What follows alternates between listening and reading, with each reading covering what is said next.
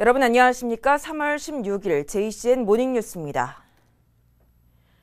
울산시 체육회의 내부 갈등이 지속되자 4개 시민단체가 시 체육회의 정상화를 촉구하고 나섰습니다. 김석기 회장에게는 오흥일 사무처장의 해임을 철회하고 오 사무처장에게는 법적 대응을 중단할 것을 요구했습니다. 시민단체들은 만약 시체육회 회장과 직원 간의 내부 갈등이 지속된다면 김 회장 사퇴 시민 서명 운동에 들어가기로 했습니다. 보도에 박정필 기자입니다.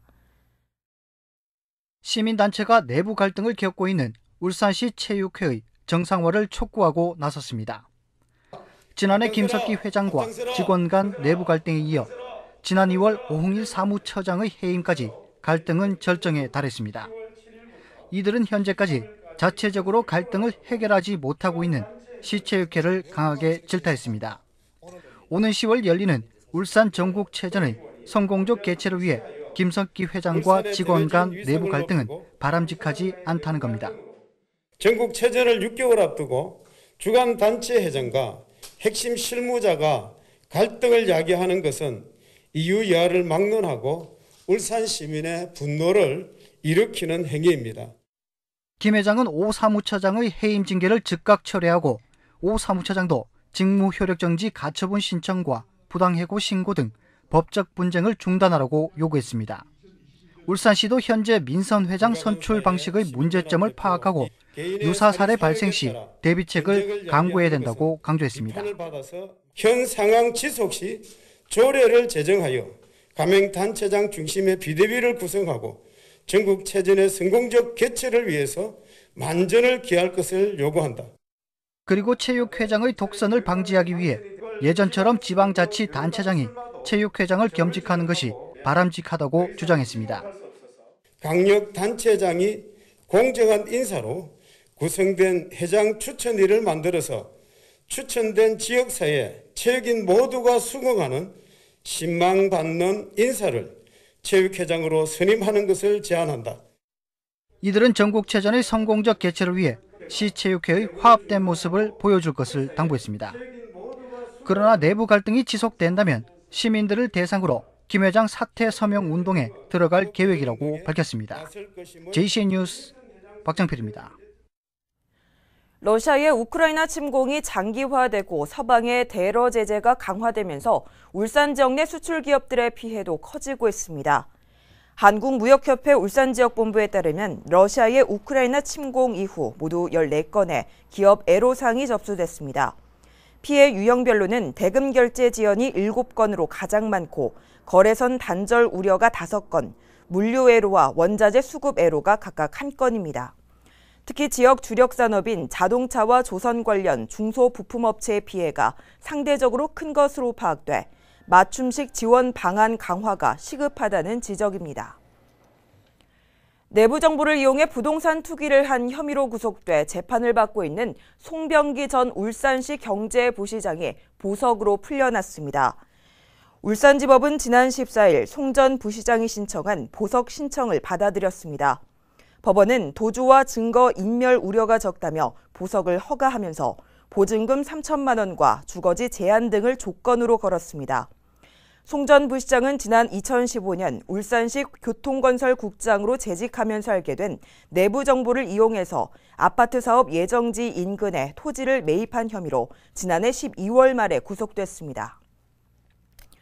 오는 6월 지방선거를 앞두고 출마 선언이 잇따르고 있습니다.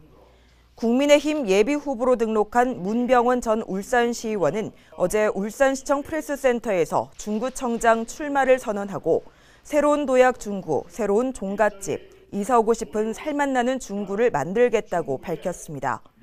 이어 울주군 제2선거구 범서 청량지역 시의원의 도전장을 내민 김종훈 국민의힘 예비후보는 범서읍을 교육과 문화, 첨단 산업의 중심지로 조성하겠다고 말했습니다. 어제 열린 228회 울산시회 임시회 1차 본회의에 울산시와 시교육청의 제1회 추경 예산안이 상정됐습니다. 울산시의 1회 추경 예산 규모는 코로나19 긴급지원 예산 등 1,662억 원이며 시교육청은 공교육 활성화 등 1,403억 원입니다. 시의회는 어제부터 10일간 열리는 회기 일정에서 추경 예산안을 심의할 예정이며 24일에 열리는 2차 본회의에서 통과 여부를 결정할 계획입니다. 한편 민주당 김미영 의원은 울산 인구정책에 대해, 윤덕권 의원은 울산 경주 간 차량정체 해소 방안 등에 대한 5분 자유 발언도 있었습니다. 울산시 교육청이 올해 상반기 지역교육 현안 사업에 사용하는 교육부 특별교부금 113억 원을 확보했습니다. 시교육청은 지난 1월 교육부에 사업 6건의 특별교부금 113억 원을 신청했고 신청 전액을 확보했다고 밝혔습니다.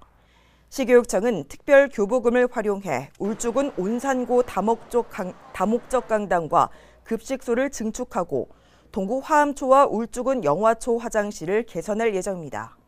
이 밖에 울산 미래교육관 설립과 어린이 독서체험관 설립 예산도 이번 특별교부금에 포함됐습니다. 울주군의회는 어제 의사당 본회의장에서 210회 임시회를 개회했습니다. 오는 17일까지 사흘간의 일정으로 열리는 이번 임시회에서는 울주군 군민행정사 운영에 관한 조례안과 어민수당 지급 관련 조례안 등 12건을 다루게 됩니다. 앞서 울주군이 제출한 올해 제1회 추경안에 대해서는 추후 임시회 일정을 따로 잡아 처리하기로 했습니다. 중구청이 2023년도 국12 예산 확보를 위한 본격적인 행보에 나섰습니다.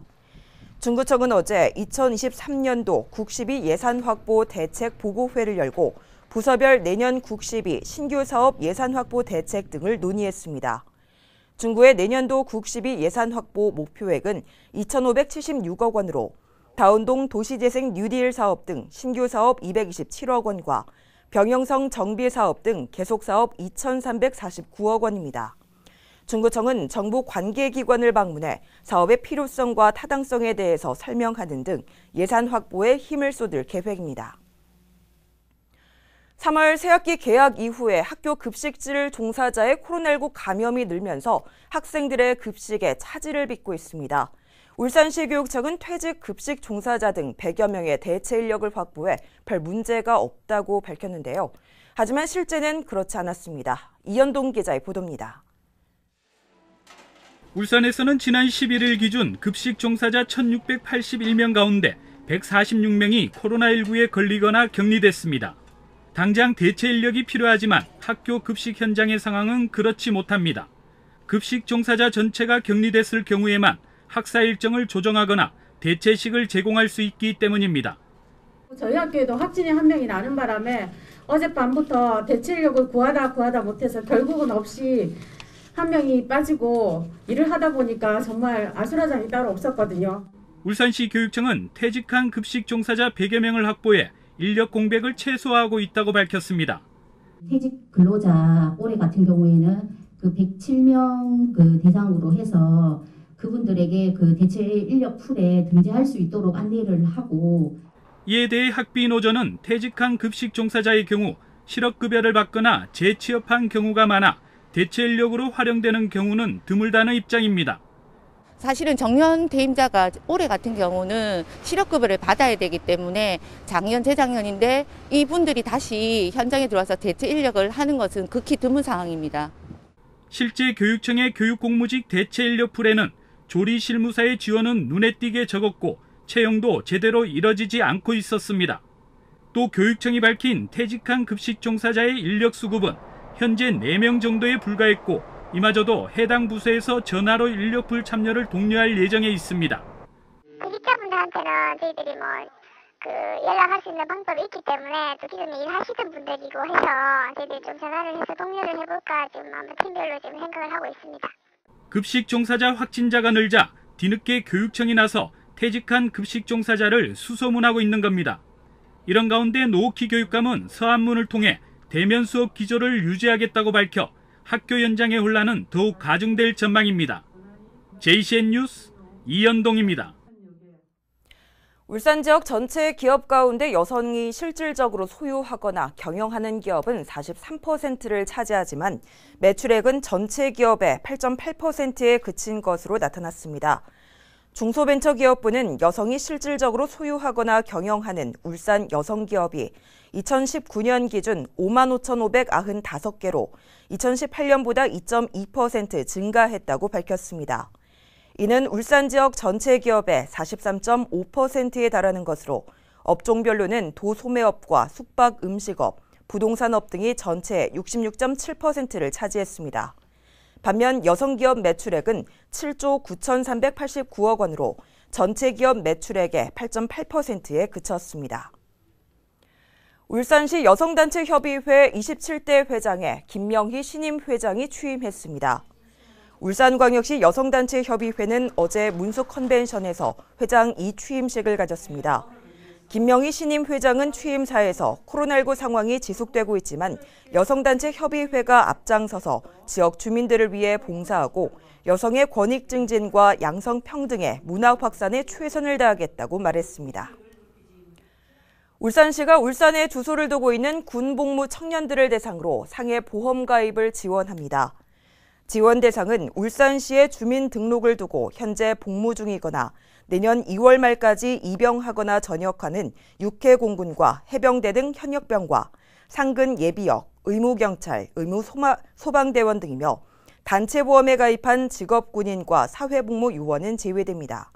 시는 군 복무 중에 질병이나 상해는 물론 휴가나 외출 시 입은 상해도 보장받을 수 있고 다른 보험과 중복 보장도 돼 호응이 클 것으로 보고 있습니다. 대기업의 중고차 시장 진출에 대해 소비자 10명 중 6명은 긍정적이라는 조사 결과가 나왔습니다. 한국소비자연맹은 중고차 구매 경험이 있는 소비자 1,000명을 대상으로 조사한 결과 66%가 대기업의 중고차 시장 진출에 긍정적이라고 답했다고 밝혔습니다. 이유로는 성능 상태 점검 결과를 신뢰성 있게 제공할 것 같아서가 34%, 허위 미끼 매물이 줄어들 것 같아서가 33% 등이었습니다. 울산시설공단 문수야구장이 겨울철 프로야구 전지훈련 최적지로 각광받고 있습니다. 공단에 따르면 국내 최정상 프로야구단 두산베어스는 지난해에 이어 올해도 2월 17일부터 18일간 문수야구장에서 동계 전지훈련을 가졌다고 밝혔습니다. 전지훈련 참여 인원은 약 60명으로 숙박비와 식비 사용 등 1억 4천만 원의 지역경제 유발 효과를 거둔 것으로 알려졌습니다. 울산시가 중구 성남동 어린이 역사체험관의 일원과 남구 신정동 신정공원 일원에 도심 속 테마공원을 조성합니다. 중구 어린이 역사체험관 일원에 조성되는 테마정원은 면적 100제곱미터 규모의 동심을 담은 아기자기한 골목정원으로 오는 10월에 준공될 예정입니다. 신정공원 일원에 조성되는 테마정원은 면적 450제곱미터의 오색 히아신스 테마정원과 휴게 공간으로 이달 중에 착공해 오는 12월 준공됩니다. 울산은 현재 민간정원 3개와 공동체 정원 1개가 지정됐고 실습정원 15개와 생활 밀착형 정원 4개소가 조성을 완료했거나 조성 중입니다. 가족을 납치했다고 속여 피해자들로부터 돈을 받아 챙긴 보이스피싱 조직의 현금 수거책에게 실형이 선고됐습니다.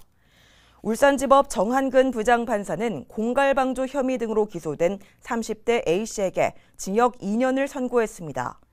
보이스피싱 조직원인 A씨는 지난해 10월 다른 조직원들이 아들이나 가족이 돈을 빌린 뒤 갚지 않아 납치했다고 피해자들을 속이면 피해자들에게 돈을 받아 조직에 송금하는 역할을 한 혐의를 받고 있습니다. A씨가 이런 식으로 피해자 9명으로부터 받아서 전달한 돈만 1억 400만 원에 달합니다. 울주군은 어제 한국동서발전과 울산 테크노파크와 지역 일자리 창출 등을 위한 상생협력 업무협약을 체결했습니다. 세 기관은 올해 연말까지 울주군 중소기업의 친환경 에너지 전환과 기업 체질 개선 등을 지원하고 지역 일자리 창출에도 협력하게 됩니다.